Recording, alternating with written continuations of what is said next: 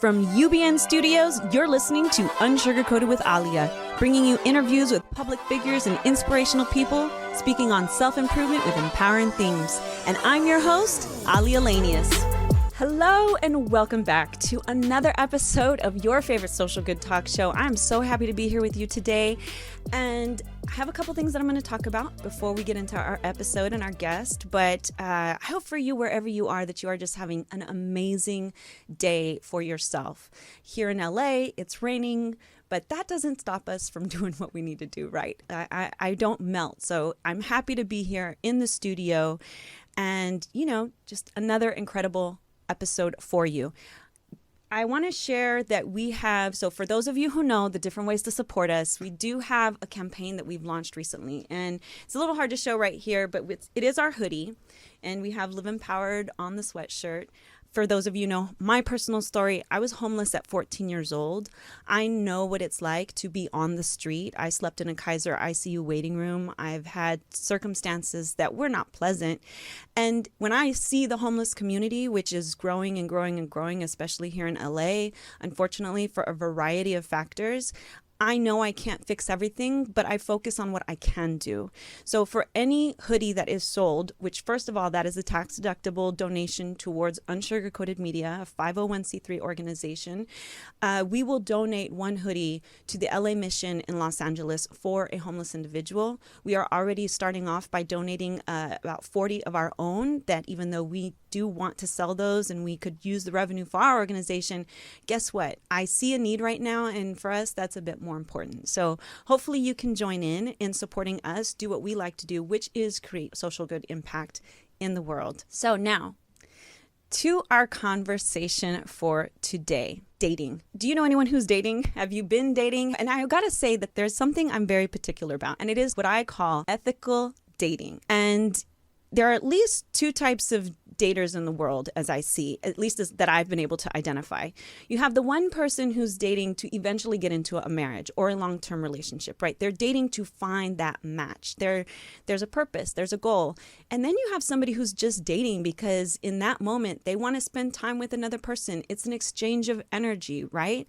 And that is what it is for them. Maybe one day they'll become monogamous, maybe one day they won't. But at the end of the day, there are different types of people dating in the world for different reasons. And emotional intelligence, as many of you remember as our season theme, is about helping educate you on how you can do something better. Maybe you're the person who's looking for a more meaningful relationship. Maybe you're the person who's looking to have stronger social skills because it allows you to not only be attuned to the emotions of yourself, but attuned to the emotions of your partner.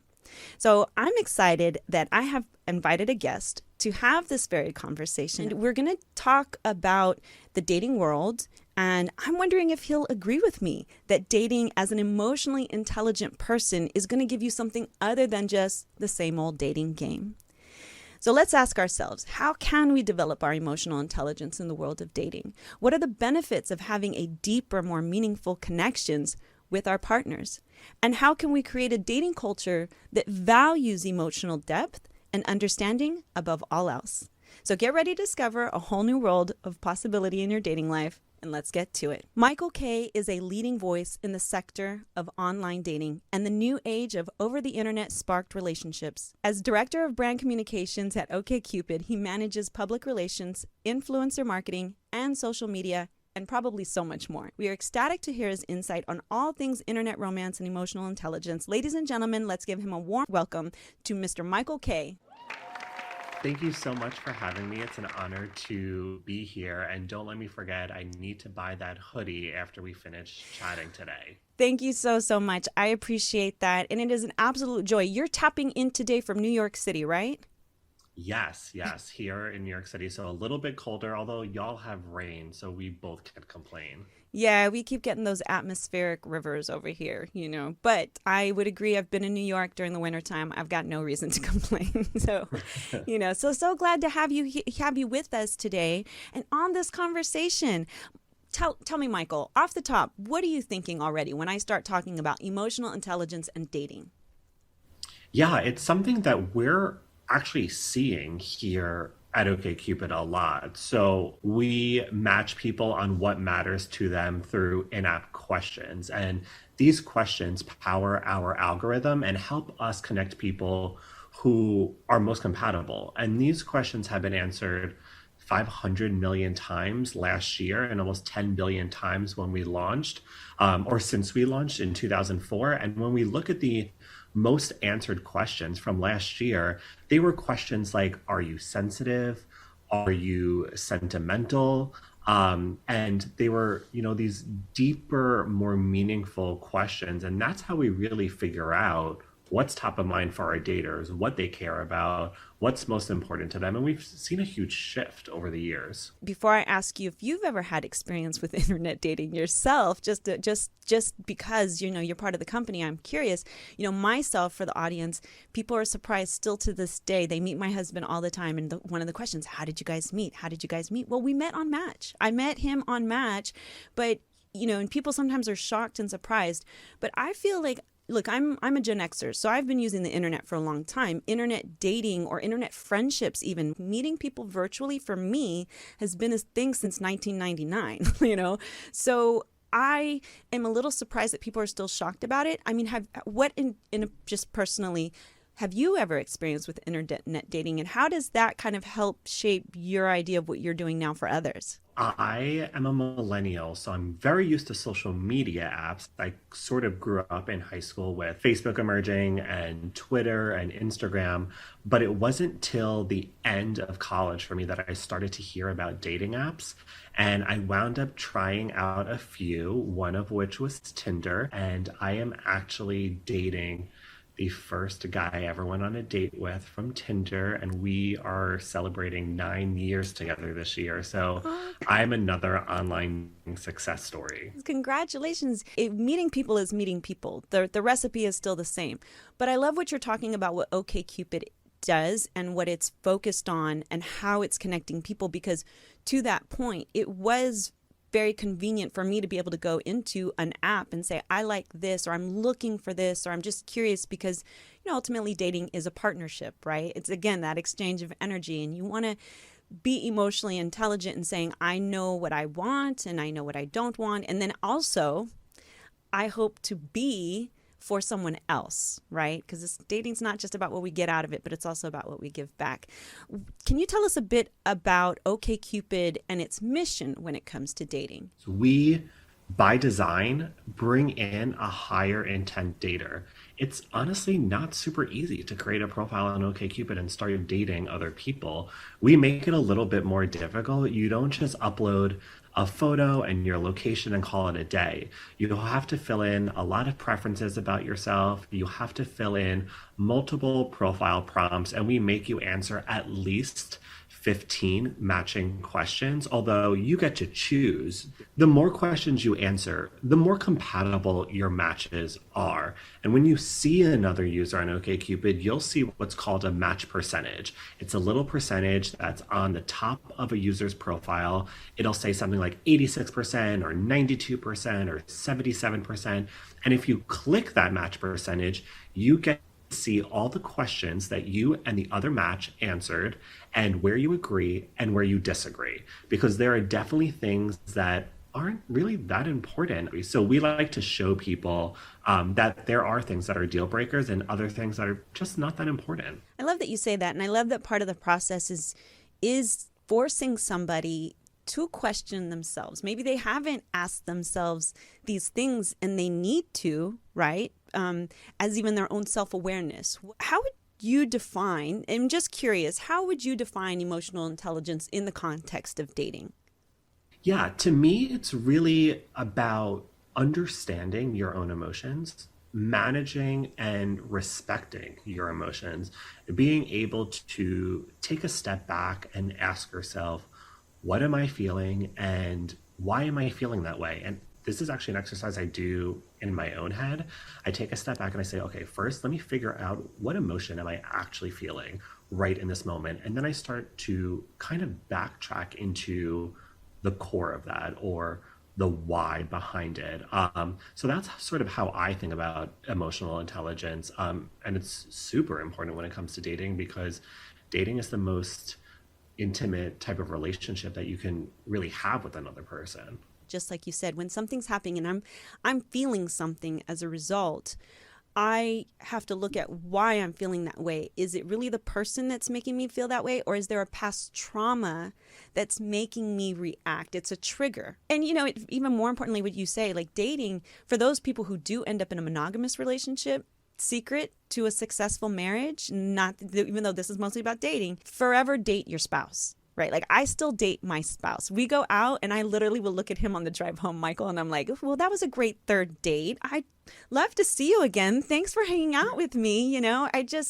We still text each other. Hey, what are you doing tonight? I'd love to take you out. Are you available to go to a movie? And it keeps this feeling of renewed spirit between us, because dating to me, it's an ongoing journey. And I would like to know if you agree, of getting to know one another. But guess what? We continue to change and evolve. So that's what I mean. You always should be dating your partner, because when you do so, you allow this space for you to be open and honest and authentic with your feelings. How does that sit with you, especially the bringing traumas in and the triggers and things like that? I completely agree with you. We're always evolving as people. And if we're evolving as people, you're going to be evolving as part of a relationship. My partner and I met when we were 21 and 22 years old. We are now 31 and almost 30 years old. We're very different people than we were almost a decade ago. So it's constantly getting to, date the other person, learn about the other person. And I love what you said about texting your husband. When I go into the office, I'm texting my boyfriend as soon as I get there, good morning. And it almost brings us back to those early days, almost 9 years ago. So I love that. I completely agree with you. And this idea about bringing in past traumas into a relationship, I would argue that so many of us are doing that. I have so many insecurities that have really nothing to do with any of the people who are in my life today. But guess what? Those insecurities still filter into a lot of the relationships I have with people. So it is something that many of us have to deal with and acknowledge and, recognize and figure out a path forward in. I love that you share a little bit about your own self, because that's part of it. We're here, we champion and we lead, but we also show those vulnerabilities and remind people we're human too. You speak from experience. So I love that. Transitioning a bit back to, the dating landscape. From your position and what you see, and that's a lot of users. I mean, your end user community is incredibly huge, right? So what does the dating landscape look like from your perspective right now for people hoping to find marriage? I read one study that says over the last 50 years, the marriage rate in the U.S. has dropped by nearly 60%.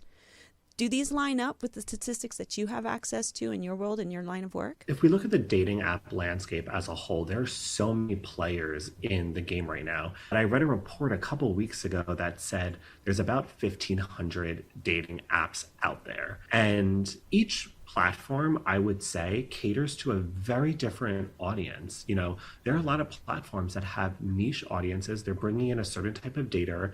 They're bringing in someone who is looking for a specific type of relationship. On OkCupid, we tend to be for people who are a little bit more progressive.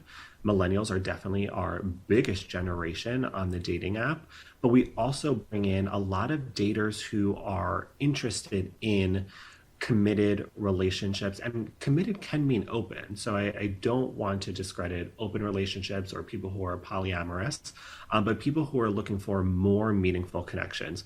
There's definitely daters on OkCupid who are out there hooking up with other users, but it's just not the majority of our users. Most of our daters tend to be looking for a longer term relationship, something with a little bit more of commitment. And again, it's because we really make you work on the app. How can we create a dating culture that values emotional depth and understanding above else, or like I like to say, ethical dating? We actually use our questions to help shift culture. And it's something we've been doing for 18 years.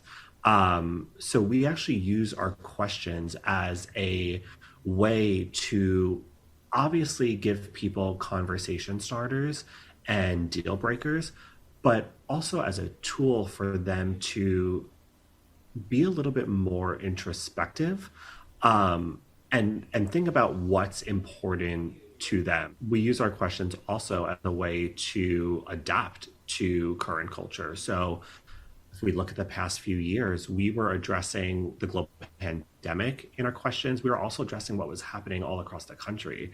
So a quick example of that is we added a whole series of questions addressing racial equality, racial injustices, and that allowed people to recognize their own biases, but also it allowed them to more easily have these really important conversations on our app. We're a dating app, but we're also a place that fosters connection and conversation. And we want people to have these really difficult, sometimes awkward or uncomfortable conversations. So we use our product as a way to make that a little bit easier on every single person on our platform. And what a way to really make your users feel like you're serving them. You're serving, I think people forget that even with a business like this, it's an app. They think you're just putting it up there so people will use it and they'll pay a subscription fee. But, by the sound of it, it seems you really put a lot of effort into getting the feedback and genuinely serving the people that are using your product. So that's incredible. Just as our conversation has been going on, I think I want to shift it more to the idea of I'm going in to set up my profile. I'm going in to attempt this online dating. What are some of the mistakes that you've seen people do as part of that process? And maybe then it's not as effective. And then they're like, okay, never mind, I'm out. When I look at someone's profile, I think a couple of the biggest mistakes that I tend to notice is that people aren't really filling out everything that they should be. And our data shows as I said, we're a very data-driven company. People who fill out their entire profile on an OkCupid get 200% more matches than people who don't. So you definitely want to be doing this. And this goes for any dating app you're on, whether it's Hinge or Tinder or OkCupid. So definitely fill out your profile prompts or your summary sections, any place that a dating app is giving you to fill out. We're giving it to you for a reason. So definitely do that. And we put so much pressure on ourselves, but we don't have to do it alone. Ask your friends for help. We are always asking our friends for support, whether it's captions for Instagram or photos to upload or your resume. You're always asking your friends and coworkers for help. So open a bottle of wine, all sit at home on the couch and fill out your profile. These people probably know you best also. It's definitely important to have that mental note of your deal breakers, but you don't want to actually list your deal breakers. You want to list your deal makers. So you wouldn't put on a dating app in your summary, for example, not looking for someone who doesn't want children. No, let's reframe that and say, I'm looking for someone who does want children. We want to keep it more positive. Those are the two, biggest turnoffs for me when I'm helping my friends fill out their profiles, but also swipe on other people. When it comes to your photos that you're uploading, you need a diverse mix of photos. We all love a selfie moment, but maybe save that for Instagram stories. That's a little bit more temporary. Yeah. Your photos need to tell a story about who you are. So for me, if I was on a dating app today, I would upload a photo of myself at Taylor Swift Eras Tour, which I'm going to in a few months and I cannot wait for. Or I would upload a photo of, me on the bike at SoulCycle or reading a book or hanging out in the park. Those are all things that are really important to me. It also tells someone what I like doing, what I enjoy, what my hobbies are, and it gives them something to open up with. They can ask me, what's your favorite Taylor Swift song? Or what's your favorite album? Or, what book are you reading next? Everything that you're putting into your profile needs to be a conversation starter. I love that you say that. It's telling your story, showing your story, and giving people an idea of some of the stuff you like to do. If you like to hike, then a picture of you hiking is great, because then maybe the person who doesn't want to hike is not going to hit you up. Or maybe they would, because they see a person who does things and they'd be willing to take a chance and do it. You never know what you could be opening someone up to. But I agree so much. And even if I think back to my husband's match profile, knowing that I just wanted to have a good conversation with somebody and a good date, like what I was looking for. I remember that he mentioned he loved music and he used to be a DJ. And well, that for me was the connecting factor. Wait, music. I sent a message about the music part. That was my opening line. So you're so right. I also had a friend recently that met up with us, and he said he'd just come from a date. And I wonder what you think about this, Michael, because he said, well, aside from saying he couldn't afford the woman that he went on the date with because her expectations were too high. It's LA. LA dating can be a little vicious. I'm not sure about New York, but I know in LA there's this high expectation. He said, I just can't keep up with that. I'm not, and then he said, dates feel like interviews. Talk to me when I say that. What does your mind go to? There are a lot of heavy things that are important to people. They want to know if you support the Black Lives Matter movement.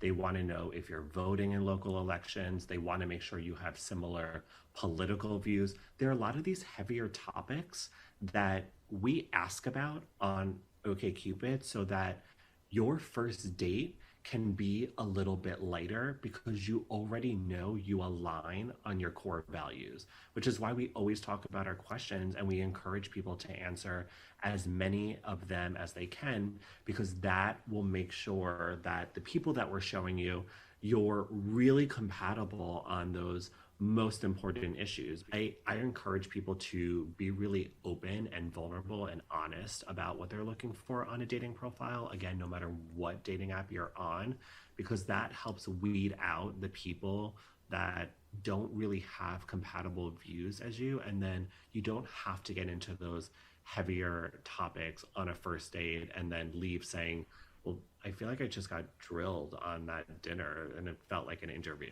Yeah. All right. I'm going to shift. So we're talking about being honest, being open and authentic. I love that you were recently featured in an article speaking about ChatGPT. I'm all things, technology driven for sure. We utilize ChatGPT at UnSugarCoated Media, of course. So taking it to dating, AI powered dating may not be for everyone, right? But what does that mean? And why do you think it's of value to those looking for deep and meaningful relationships? A lot of dating apps are already using AI when it comes to moderation on these platforms.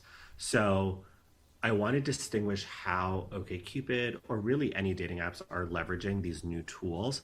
So AI in moderation is definitely important. It's how we keep people safe on the app. It plays a role in when you're reporting a profile or a message or any of that bad behavior that might happen on a dating app. We actually leverage ChatGPT to draft our matching questions for us. And that became really popular. They were about everything from what you value most in a partner to how you can balance your own needs with the needs of a partner in a relationship. And we added them about a month ago, and they've already been answered more than 500,000 times. And again, this was just like a fun experiment for us, a way for OkCupid to connect to a really big conversation in pop culture and in the tech space. But there's no AI tools on our platform that are connecting matches. Sure. So people are still being connected through our matching questions. For those who say, I don't want to waste my time dating people I'm not compatible with, then this is what brings you to it, right? So I love that you shared that. What are some key takeaways and suggestions that you have for those dating in today's culture scape? I have a few quick tips. One, don't list out the reasons for people to pass on you because they will. We found that profiles with terms like pass on me if or don't like me if actually get fewer messages, conversations, and contact exchanges than those who don't. So listen to the data people. We don't want to be negative. This goes back to what I shared earlier about keeping everything positive and just reframing what's important to you. Asking a question is the best icebreaker. So the majority of OkCupid users agree that it's better than a simple introduction, a joke, or even mentioning something on their profile. Although many people like those things, leading with a question happens to be the best opening message. Hey, hi, hello actually has the highest rate of being ignored. And then lastly, and this is one that I personally really, really love. Discussions around mental health are a turn on. So, being vulnerable is one of the more attractive traits to singles these days. More than 9 in 10 daters on OkCupid say they are sensitive. It honestly really pays off when it comes to dating. These people are getting more messages, more matches, more messages, more likes. They're having more conversations. So, this is a big change from what we've seen in the last 10 to 15 years. I really attribute that to the pandemic. I mean, even if we look at content that people have started to post on Instagram and LinkedIn, it's gotten a lot deeper and a lot more meaningful. And it's really nice to see people becoming vulnerable, showing their sensitive side, and not seeing that as a weakness, because it's absolutely not a weakness. We're all human and we all have feelings. So the fact that daters are starting to show that is really incredible. And the fact that it's really paying off for them just kind of warms my heart. Yes, yes, yes. I agree with everything that you say. I love those tips too, by the way. And it is interesting that what makes us so unique is our humanity, right? But we're able to utilize technology in a way that helps us even have a better experience in our humanity. It's not, I think so many people are afraid of it. And I say, no, don't be afraid of it. If you can go out you can meet people a variety of different ways, in my personal opinion. But, if you're intended to meet the one you're supposed to meet, it doesn't really matter how you meet them. It just matters that you meet them. Right? And one last question. Okay, does OkCupid have a question about, I'm just curious. I'm kind of being funny, but I'm kind of not. Do they have a question on there that asks if somebody likes it or dislikes it if somebody leaves the toothpaste cap off? Ooh, that's a good one. I can say no, but it's one that we can easily add. We do have a lot of like weird, quirky questions. Like the one that stands out to me is like, do you clap when the plane lands? So we obviously have questions related to dating, relationships, and sex, but we really get kind of nitty gritty in these questions, and we do have a lot of fun with them. So I love that because, to be quite honest, don't tell anyone. Um, I do leave toothpaste on the sink and it drives my boyfriend nuts. I would say that's one pain point in the bathroom. I need to be better with the toothpaste. So maybe I have to add that to OkCupid. I've heard it many a times. I've literally, it's funny how it's, more speaking on the general thing of little things that get to people and in your space, you're sharing space with someone, right? But I just laugh because I've heard this constantly amongst couples. He leaves the bathroom cap off. And I always wonder why. I'm sure you would have asked that when you were dating, right? If you would have gotten the answer. No, I'm teasing. You've been lovely. I'm going to shift because I'm going to ask you some fun rapid fire questions before we get out of here, because I hope everyone takes a second. If you are dating or you know somebody dating and they're not on OkCupid, they need to go check it out because I love everything that you guys are about. So are you ready for a couple rapid fire questions? Ooh, I'm nervous. Let's do it. They won't be too quick. They're actually, my team comes up with these, so I blame them. No, I'm just saying. Okay, what's the most romantic thing you've ever done for somebody, and did it work? Ooh, when my boyfriend and I started dating, we were long distance, so we only saw each other on the weekends. And every Sunday, I used to write handwritten notes and leave them for him around his bedroom so that he can find it during the week when we were not together. Aw, that is so sweet. I love that. Aw. You remind me a little bit of my husband, like that heart of just other people and stuff like that. I love it. Okay, if you had to choose, what's more important in a relationship, humor or intelligence? Humor. I agree. Humor. I definitely want someone that I can be silly with. And when we're alone, we're so goofy. And we always say, oh, we are so embarrassing. I love that. I love that. What's the best piece of dating advice you've ever received? Communicate what's on your mind in the moment. I am someone who definitely likes to think about it for a minute and kind of do that mental exercise that I talked about earlier. But the longer you leave things on your mind, it's just going to explode later and it's going to feel so much heavier, so much more significant than it actually is. So talk about it right away in the moment and move forward. Agreed. Last question. What's the most unusual or expected thing you've learned about dating or relationships through your work at OkCupid? That what people say they're looking for is not really what they're looking for. So I think we heard from daters a lot in years past that I want someone tall, dark, and handsome. They have to be 6'1". They have to have, 2 degrees. And then when they meet those people, it's not actually what they're looking for. They're like, okay, that's all great, but I want to know XYZ. So I think what's been most interesting and surprising is that initial checklist is rarely the actual checklist. That was a strong way to end it, Michael. I love it. Okay, listen, where can people support you, support OkCupid? What are the social media channels you want them to go to? We're at OkCupid on TikTok, on Instagram, on Twitter, and I'm at Michael Kaye PR, Kaye. PR is in public relations on Instagram and Twitter. Feel free to follow. Feel free to DM me with any of your dating questions. I'm more than happy to answer them for you. You've been a pleasure, Michael. I just, I want to say thank you for your time, your effort, your energy, and all that you're doing for the dating community. I look forward to seeing you either here in LA or at New York. Yes, I'll be in LA at the end of summer, so I will definitely let you know. There we go. Thank you so, so much. We'll talk to you soon, Michael. And to those at home, as we've come to the end of another episode of Unsugarcoated with Aalia, I want to thank our guest and you who have stayed with us to explore the transformative power of emotional intelligence when it comes to dating. Social skills in the dating world can help you create more meaningful relationships, more meaningful connections, and identify better potential partners.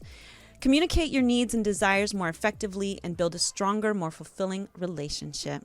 It can also help with avoiding misunderstandings and conflicts, leading to a more positive and successful dating experience. By prioritizing emotional depth and understanding, we can create a dating culture that values compassion, empathy, and authentic connection between us all. So whether you're single and looking for love or already in a committed relationship, I encourage you to reflect on how you can apply the principles of emotional intelligence to your dating life. And remember that emotional intelligence is a journey. It takes time and practice to develop. So give yourself a break and just remember that the rewards are worth it. It will lead to more fulfilling relationships and a richer, more fulfilling life. Thank you for joining us today, and thank you so much for letting us be unsugarcoated. We'll see you next time.